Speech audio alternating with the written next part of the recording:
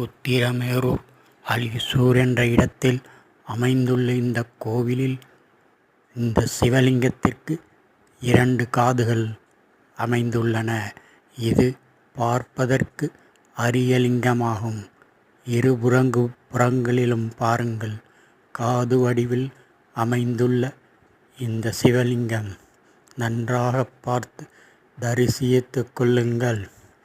இந்த லிங்கம் பார்ப்பதற்கு அரியது.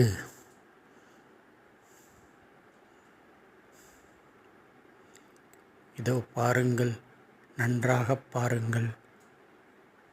பின்புறத்திலும் பாருங்கள்.